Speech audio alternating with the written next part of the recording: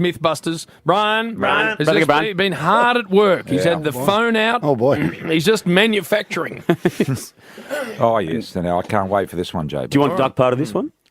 Duck, No, have a spell. If you have a spell, duck. Have a spell. All right. Yeah, have a spell, duck. He's taking you up on it. I'm going to penalise Duck a segment. Yeah, exactly. Good work. He's All put right, down mate. tools All right, and walked see ya. out. This is my favourite segment, and it's been an absolute winner all year. You have to admit, No you doubt. guys. This Absolutely. It's been amazing. fantastic Well done, to bring Brian. some spirit back. Well, today I have got one of the greatest goal kickers of all time. He comes out of the Hawthorn Football Club. And when you talk Mythbusters and stories, so many stories surrounded this particular person. I speak of the great Peter Hudson. He joins us now. Hutto, welcome to you. Thanks very much, BT. Now, Hutto, I just want to... The story goes back to 1973, or that was probably the end of the story, but it started back in 72. Tell me if I'm half right about this. Roughly in 1972, I think you did your knee very early in the year. You didn't play any further part in the year. Then the next year got underway. You still weren't there. You were down in Tassie running your pub down there. And all of a sudden you got a call from Hawthorn to say, would you mind coming and playing? It was about round 17, 18, 19, 20, something like that of the following year. You recovered from your knee. The coach said, are you fit and ready to go? You said, no, I need a month of training by myself down in Tassie. And so they gave you that month, rung you back. You're playing Collingwood. They say, can you come over on the Friday? You say, no, I've got Norman Gunston appearing at the pub the night before, so I can't come on the Friday. Get me a chopper Saturday. You turn up, kick 7, do your knee again. Just fill in all the bits, Hutto. Come on, this is one of the greatest stories of all time. You still awake, Hutto? I remember it well.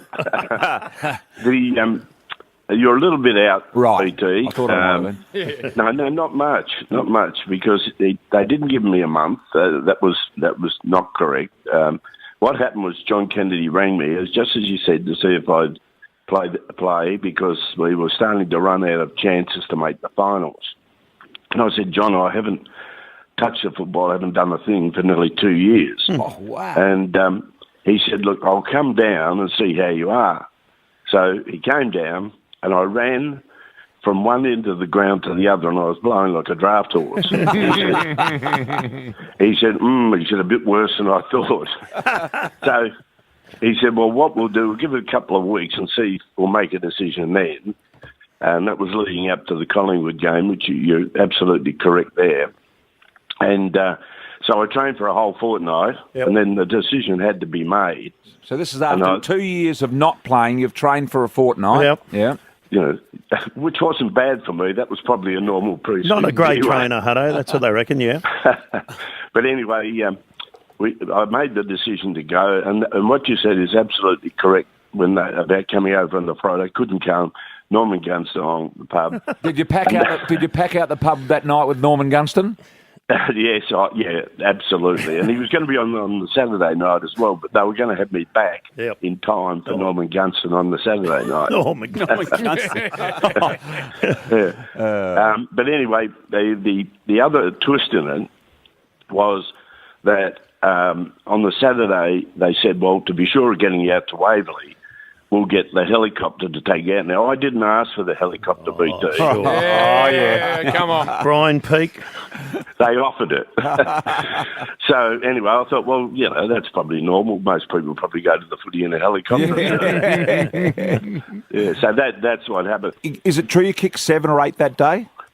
Yeah, I kicked 8, Brian, Hey, Pete, just extend the conversation. That is an incredible story, by the way. I just extend the conversation out a little bit. Amazing.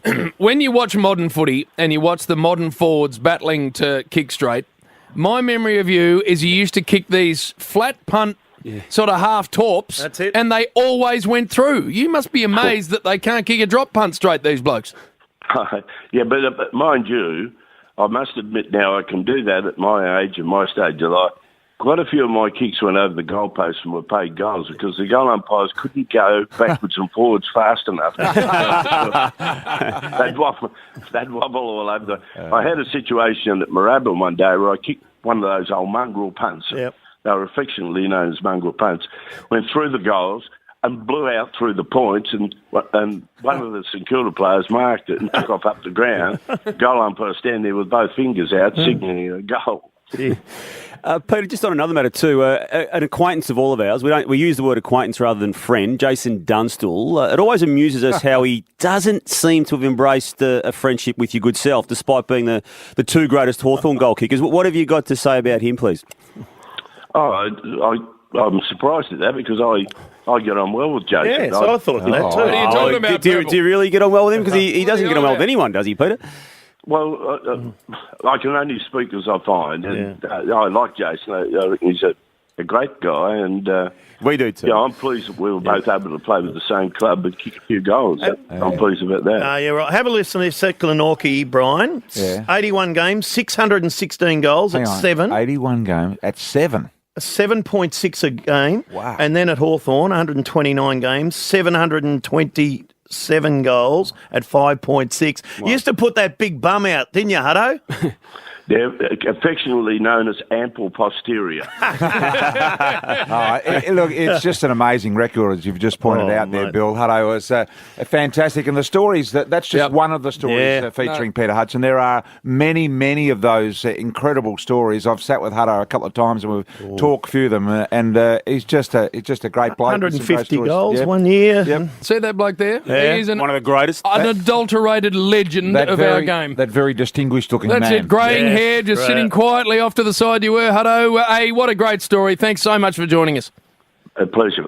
On you, Hutto. Hey, well done, Bristle. Yeah, Nice Hudson. myth buster. Yeah, it was a good one. It was one of my better ones. Landed Yeah, well at done. Waverley in a chopper. Yeah, All right. amazing story. You got anything to contribute today, Bill? I just noticed you're giving us nothing. No, I gave you those stats, which were very good. Come on, Duck. Better than Damo's question. Oh, you have given us more than Duck.